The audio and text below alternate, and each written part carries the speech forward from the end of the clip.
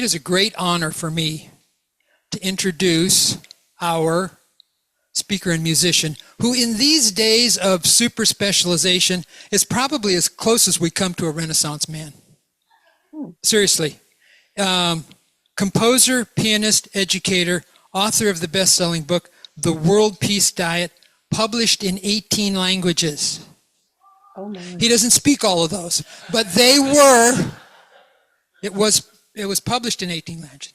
Devoted to uplifting and healing original music and to helping people awaken their inner wisdom and genius. PhD in education from the University of California at Berkeley, focusing on educating intuition.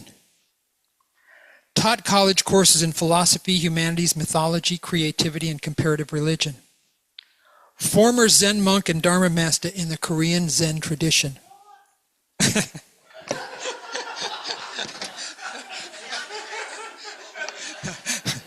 So that, my friends, is an authentic response, okay?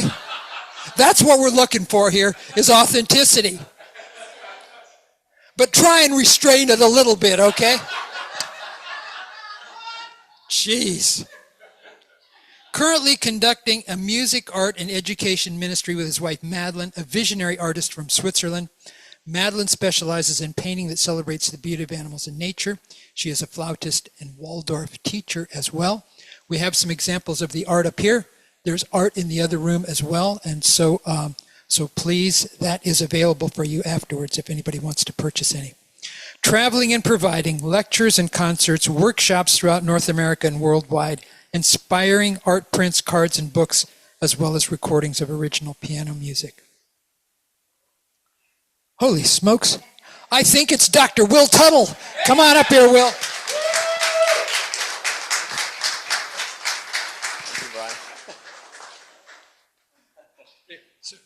So Will is kind of like me in the sense that he's not, although you wouldn't know it, because in this role I do kind of get out there. But I told him, come on over here, Will.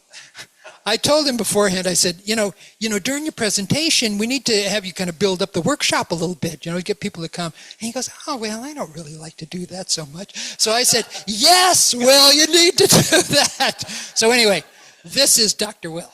All right, thank you. Let's have a big hand for Reverend Brian. He's awesome. Thank you. Thanks so much. All right, I'd like to actually start with a short meditation. That was a beautiful meditation we did earlier, but this will be just something to kind of bring us into the Thanksgiving spirit. So I'm going to be doing it from the piano here. And so I'd like to just invite everyone to get comfortable again a little bit. And turn it on.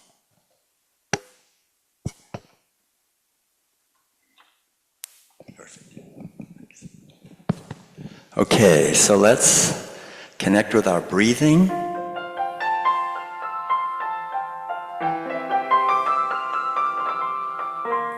With every exhalation, just allowing ourselves to let go of any thoughts of the past or the future.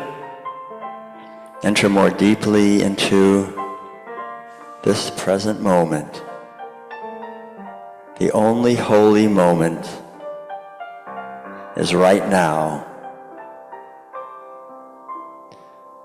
and we give thanks for this precious opportunity of a human birth. This opportunity to grow in wisdom and compassion, to contribute to the healing of our world, the celebration of our life, and the awakening of humanity.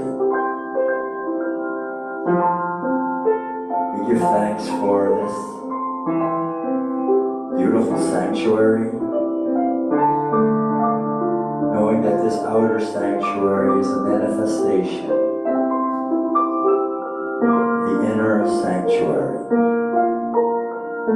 where we dwell always in unity the infinite love that is the source of all life.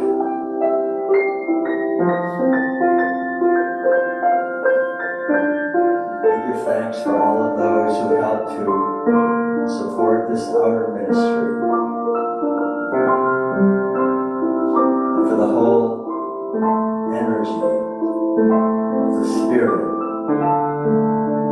of spiritual wisdom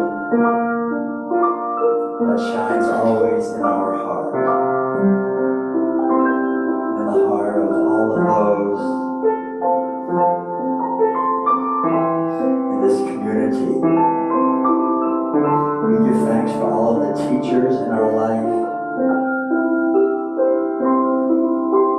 We give thanks for all of the teachings of all the world religions and traditions that turn our minds away from the delusion of separateness to the truth of the infinite interconnectedness of all expressions of life.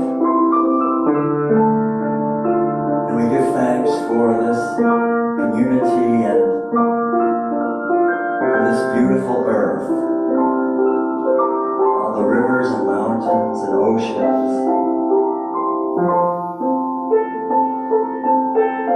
all the animals celebrating their lives, and the waters, and the air, and on land,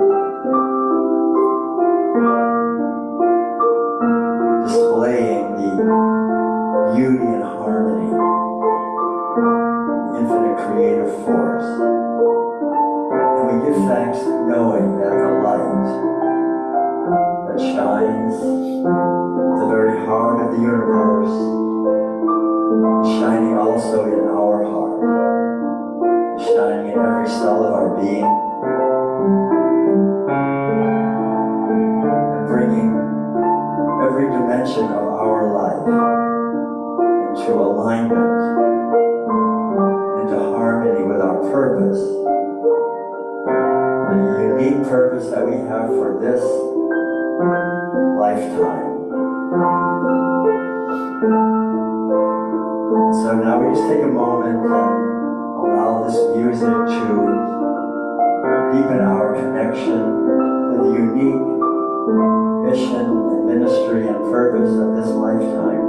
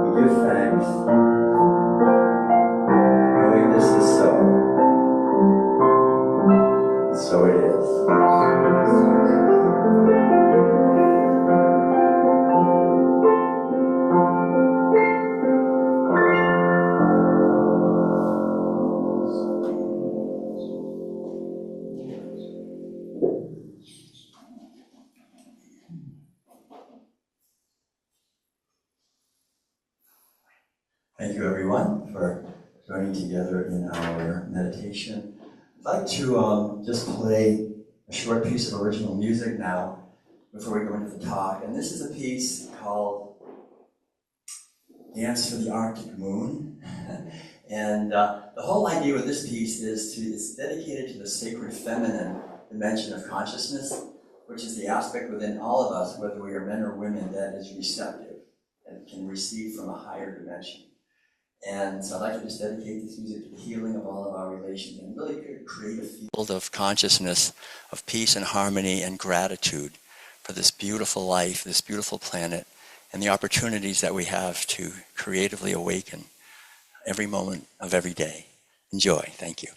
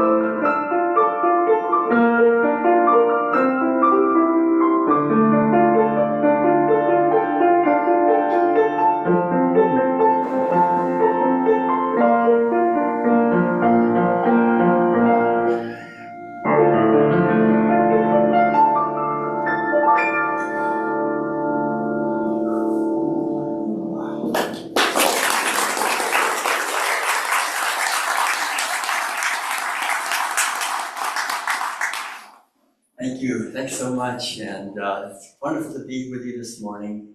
Thank you, Madeline, for joining me. We're just starting. This is our second event. We just started the day before yesterday, left our home in Northern California. And we're on a 5-month tour now called the Health and Harmony for All Tour for 2025-2026, all the way to Florida and back. We'll be on the road every Sunday at a Unity Church somewhere going across. And I think by now I've been to more Unity churches than any human being in the history of the world. So and I really love, we love Unity. And one of the things I love actually about Unity is, first of all, just remembering that we're gathering here, but there's people in Unity communities and congregations all over the United States and really worldwide that are gathering and honoring the teachings of Charles and Myrtle Fillmore. And the I think what's really beautiful about the Unity teachings is this idea of inclusivity. Not only is everyone welcome here, but there's this underlying honoring of all the wisdom traditions of the world. And not this idea that, well, we have the one right answer, and if you believe it, then you can go to our heaven. It's just for us. It's this idea that as part of our human heritage, we have tremendous resources of wisdom that we can draw from, especially, of course, in our Western tradition of Christianity, but also in other traditions, non-Western traditions as well. And I've been fascinated and interested in all of them for many years. And I just think that the more we can, each one of us, find out what they're pointing at. How many of you have a regular practice of meditation of some kind or inner practice? Great. That's really important. I think the more we can just make sure we have a discipline where we take time every day to turn our attention within and connect with the inner teacher that we have. There's an inner guidance system that we all have. That's really what I'll be talking about, I think, today. We call it the awakening of our inner genius. But the idea is that we have within us this capacity to know directly. And the thing about it is it doesn't mean that our life becomes totally easy after that. We still have our challenges. But what it is that we're living our life. Like you said, Brian, we're authentic. We're living our life. We're not living somebody else's life. Because the thing is, as soon as we're born on this planet, we are just surrounded by very often very well-meaning people who want us to be a certain way. And some not necessarily so well-meaning people also want us to be a certain way.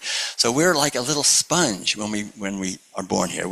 Their food becomes my food, their language becomes my language, their way of thinking and attitudes become my way of thinking and attitudes, and we soak it all in. And I think it's possible to live in our entire lifetime basically just as a programmed, conditioned being, just doing what we were told to do. And we can go to church every Sunday and everything else, but there's no spirituality in any of that, actually.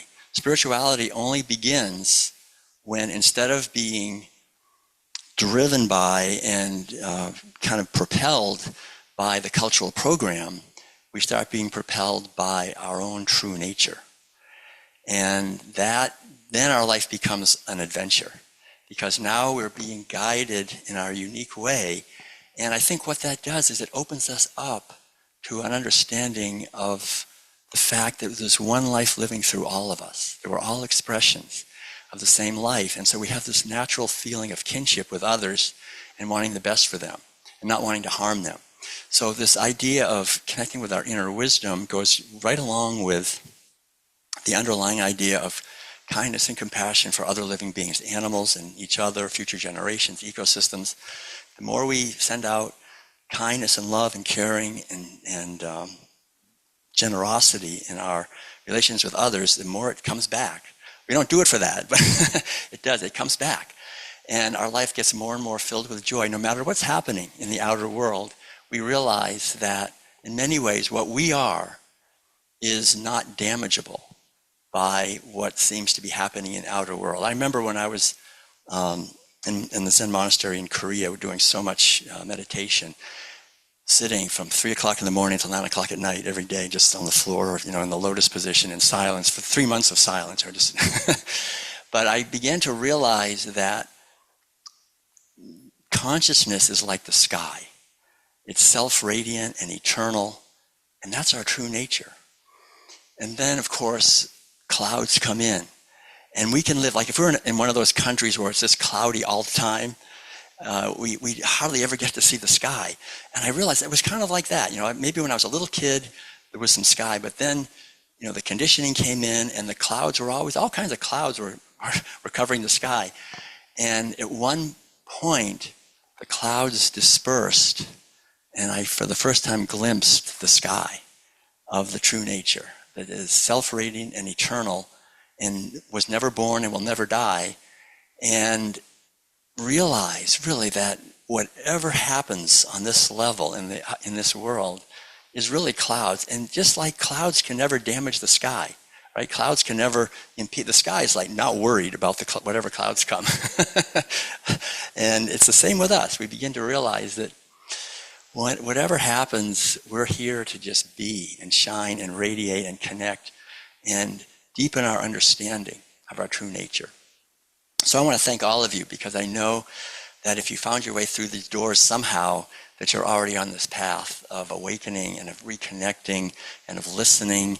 It's really, I think, mainly about listening, about learning to be quiet and listen for the inner promptings of our own true nature. And when that starts happening, then we begin to find that our life takes all kinds of different turns. And I've been really blessed. Madeline and I just celebrated our 33rd year together, 11/11 of 92. And I met Madeline in Switzerland. When I was over there, I was playing the piano back when there was the Soviet Union and trying to create bridges of peace, and playing over in the Soviet Union and in Moscow and Armenia and other places. I met Madeline in Switzerland, and she liked the music and came over and made the first album covers for the first CD we ever did. And it's been a tremendous blessing to, I think relationships are really the greatest challenge and the greatest gifts that we have, our relationships with each other.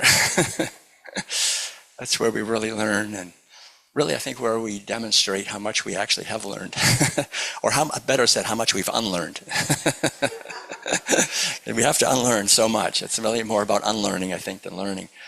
And there's an old Zen story actually about this guy who went to a Zen master, and he was an expert in Buddhism. He knew every sutra and every teaching so well. And so he sat there with the Zen master, and he was kind of talking to the Zen master and kind of displaying his great knowledge. And then finally the Zen master said, "That's very good, very good. Would you like a cup of tea?" He said, "Sure." So he held out his cup, and the Zen master poured the tea, and he filled up the cup, and then he just kept pouring. and the tea was going all over the place, and he goes, Stop, can't you see the cup is already full?" And he said, "Yeah, I can see the cup is already full." Just like you're a little too full. So it's like that. It's really, I think, a lot about emptying our mind and being, like Jesus said, being like children to receive. So I want to just briefly, I see what time we're doing. Okay, like in my own life, I was born and raised in Concord, Massachusetts. And actually, on my mother's side, they came over on the Mayflower, and they were part of the original Thanksgiving celebration. I go back, and on my father's side, the Tuttles went back, came over. That was 1620. On my father's side, they came over in 1632 on the ship the Planter.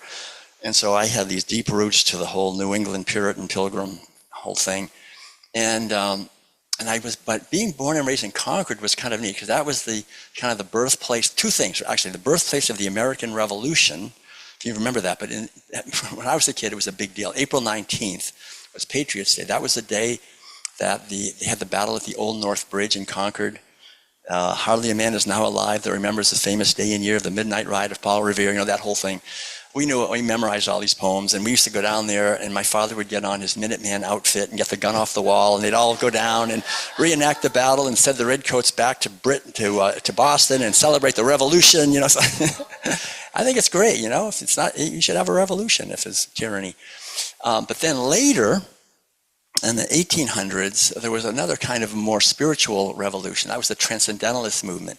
So I learned to swim in Walden Pond. I was born in Emerson Hospital, went to Thoreau School and Alcott School, So there's this whole Transcendentalist. And this is very interesting, because these were the first people, really, to kind of integrate Eastern and Western teachings. Thoreau had the largest library of books from India and China, like the Bhagavad Gita, the Tao Te Ching, all these books on Vedanta and so forth that he was studying and talking to Emerson, and they were seeing how it lined up with what Jesus was saying and so forth. And so I think I kind of got a little bit of that. I remember when I went away to college in Maine in the early 1970s. It was during the Vietnam War, and there was all these, people were questioning things. And I remember I started also questioning, and I started getting interested in spirituality. I was born into a very interesting family. My father owned a newspaper. When I was born, he bought a newspaper. And by the time I was in college, he had 13 newspapers. He had this little empire in the Concord area. And I was the oldest child, so I was basically raised to take that whole thing over. But as I started to meditate more and think about things, I began to get concerned that I would be just so distracted. It was it was so interesting, so political and everything. But I felt like, gosh, I could end up being 70 years old and wonder what happened to my life, really. So I started reading books, and I found one book that really I loved. It was called, you may have heard of it, it's an old book from the 1890s. It was called Cosmic Consciousness, written by a guy named Richard Buck from Canada. But basically his main point was that most of us as human beings have what he called self-consciousness. Right? We care basically about ourselves and maybe the people who are close to us. But he said certain rare people had attained what he called cosmic consciousness. People like Jesus and the Buddha, and he gave a list of different examples of different people, men and women, sages and saints and mystics and poets through the ages that had attained this higher level of consciousness. And they lost the fear of death. They lost kind of the petty aspect, and they were just living their lives to bless the world. And he said, that really touched me, he said, these people are the forerunners, and they are basically living what it is the destiny of every human being to live. Is the destiny of all human beings. This is our purpose, is to attain cosmic consciousness. So I remember I got really excited about that. I thought, this is what makes sense, And so I remember going back on my breaks back home and telling my dad, Mom, about cosmic consciousness, right? And that's why we're here. And my father was saying, well, it's costing me an awful lot of money to send you to this college. And how's that going to help you get ahead in the world? But my younger brother, Ed, when I talked to him about it, he was really interested. He said, yes, let's do it. Let's attain cosmic consciousness. That's what we should do. And so we thought about it. I just graduated from Colby in 1975, and of course, we thought, well, what do we do to attain cosmic consciousness? I remember my parents, well, so what are you going to do? And we thought about it, and then suddenly we knew exactly what to do. There's one sure way to attain cosmic consciousness. So we told our parents, we're going to go to California. That's it, Well, for sure, 1975, San Francisco, you can't go wrong. So we decided we would go we would get there, but we thought, we have to do it the way the sadhus of India would do. We're going to walk with no money the whole way. So I remember walking down the driveway of our house in Concord, and with our little backpacks and some fresh baked cookies from my mother, and heading down, and we worked our way west with, just slowly walking like 15 miles, 20 miles a day across. We got as far as Buffalo, actually. And in Buffalo, it was October, and it was getting cold. It was really getting cold. And I remember thinking, I've got a bachelor's degree from a pretty good school. I can figure this out. It's October, Buffalo, you better just head south. So we changed our direction, and we just started walking south, again, about 15 or 20 miles every day, and keeping ahead of the cold front, kind of. And we walked down through upstate New York, all the way across Pennsylvania, into West Virginia. That was interesting. I remember the first city we came to in their little town, they said, boys, you're in the Bible Belt. And being from Concord, I didn't know what that meant, but I found out pretty quickly. They try to save you every night. Because, we had no money, so we would go into a little town, and we'd ask the minister if we could sleep on the floor of the church, and then we'd just leave in the morning, and They usually said, sure, but are you saved by Jesus? You know? We were just meditating. We had read about these teachings from a teacher from India named Ramana Maharshi, who just said, what you should do is ask, who am I? And go deeper and deeper with that question. So I was doing that thousands of times a day. I was just saying, who am I? Who am I? Who am I? Just walking along. We were just meditating and walking, and somehow, it's really true. And we never went hungry. I don't know how it happened, but we just managed. And we got all the way across West Virginia into eastern Kentucky, into Appalachia, where people didn't even have floors in their houses, some people. They just had dirt. It was really very interesting. It was sobering in a way. But they would ask us sometimes, can you talk to our kids, in the Sunday school? Because they thought we were inspiring, because we didn't. We were just walking and trying to find out who we are. And so we told the kids, I remember very clearly, sometimes we'd say, remember what Jesus said, seek ye first the kingdom of heaven, and everything else shall be added unto you. That's the most important thing. Focus on your spiritual life. If you focus on that, other things will take care of themselves. That's the most important thing. We really felt that, and we really saw it happening. It was like things were taken care of. I remember one time, the only time we were really actually hungry and hadn't eaten for a while, we were walking along this little road, and there was 2 sandwiches just laying there wrapped up, and we weren't even surprised. It was like, oh yeah, here it is, Because it was just this sense. And I remember, they would give us, sometimes they would give us some money. Like, we'll give you a donation. You spoke to our kids. Okay, we'll give you. And back then, it was like they'd give us maybe $30. It was like, that was a lot of money. But I remember, we'd go to a little restaurant, and we'd have lunch for 2 people. It was maybe $12. So we would give the waitress an $18 tip, and go on. Because we didn't want to, hang on. Every day takes care of itself, And so, anyway, we worked our way down through into Tennessee, and we ended up finally at a place called The Farm.